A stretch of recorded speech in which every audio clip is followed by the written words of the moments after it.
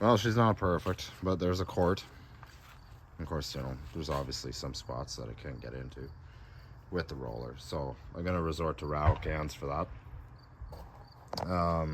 Maybe not so much primer, but you know, I'm just going to, you know, spray it with rust paint. That way I can get into the grooves as best I can.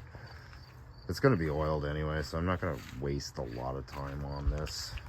I know, like, sandblasting is the proper way to do it. I think everybody knows that, but we're not building the SEMA truck.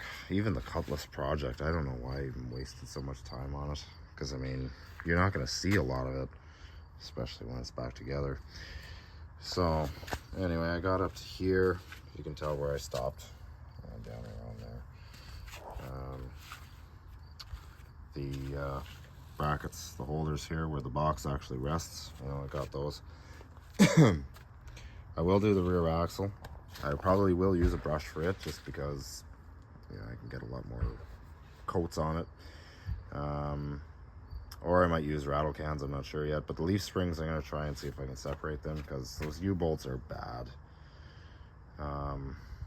I don't even know. Maybe I'll end up replacing the leaf springs entirely. But, you know, then everybody says, well, just replace those too. It's like, well, I don't really see a need. But regardless, I'm not going to stress over that right now. Like I say, it's a quick project truck. I'm just trying to save it. It's 32 years old. It's in tough shape. It's got low miles on it, but I'm just trying to see if I can save it. We have one thin spot in the frame, but it's thick up top. I mentioned that earlier, down around there.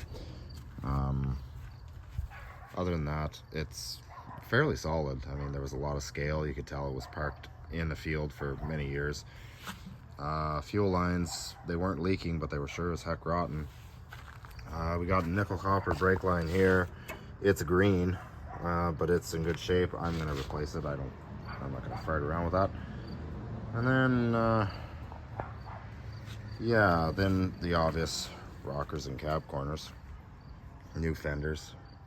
Like, yeah, you might as well get new fenders at this point, or, you know, and probably a paint job, but like none of this will be this year. I'm hoping to get the rockers and cab corners done, so probably either this weekend or next will be to gut the interior, power wash the vinyl floor because it's dirty, and probably shampoo the seats. This seat cover definitely saved it, but you could tell like whoever was in and out of here was short, you know, constantly rubbing in and out of here with jeans or whatever, just wore the seat cover all the heck. But you know what? It saved the seat. It's in good shape.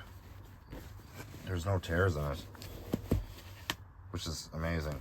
So we want to save that, you know, for 133,000 clicks. Fuel tank is over there. I am going to scrap it. I got to get the fuel out of it yet. I've neglected to do that. I should actually maybe put that someplace else. Anyway, but yeah, that's the goal. The frame painted, you know, so a little more of the roller on the flat spots. Underneath, nothing fancy. So like I say, wire brush, wire wheels, and some flap discs. You know, just grind down what we can, and you know, put this red oxide primer. There is better primer out there. There's something titanium crap, I can't remember now. It's been a long day. I can't remember the exact term for it, but this stuff will be all right. Will it flash rust? Will it flake? Yeah, 100%. It's fine. If I really wanted to go top dollar and high end, then, you know, I'd need about 6 months of sandblasting, and I don't really want to go through that. I mean, it would be a good time to sandblast it, you know, once that scale is gone. Probably saved a pile of material, seeing as how I grinded it. But, you know, it's just, it's not a show truck, and neither was the Cutlass. It's not a show car either, but I don't know, I did it for more or less the experience. So yeah, that's the goal here. I'm trying to get that done before it gets cold. So half the frame is done, just not just not painted. So probably on the weekend I might do the rest. But I just wanted to get a coating on there because, like I say, it does get cool at night, and with the morning dampness it will flash rust. So I wanted to get a coating on there, and it was a beautiful day. She's still a little tacky, but I think it'll be all right. We got another hour of sunlight before it's gone, so it should be all right. The steel is pretty warm, and I did put a heavy coat on there, so we'll just give it another hour. It should be fine. It's not supposed to rain or anything, so it should be all right in that aspect. Like I say, it's not perfect. It's a heck of a lot better than what it was. You can tell by the leaf spring compared to the frame. Like, we definitely came a long way, inside channels and outside. As for oil wise, there's some pretty good black stuff right there, and she's thick. Not sure what. I don't think it's Crown, but I mean, it's definitely oil. So I might end up undercoating it in something like that.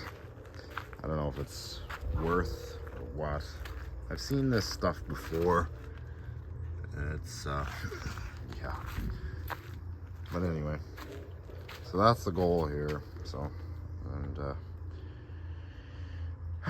hopefully maybe this weekend I'll do something with the rear axle. I was going to take the leaf spring out, jack it up on blocks, and just kind of wheel the rear differential right out of there.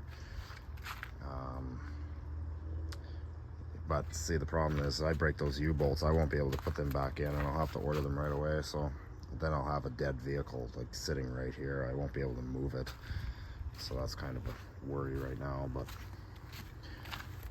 anyway, it's already dead, but at least right now it's mobile. I can move it if I need to, either with the car or the four-wheeler or something. Station wagon will even pull it. Anyway. Oh, she's not a bad old truck. I'll try and fix it. That's the whole point of it.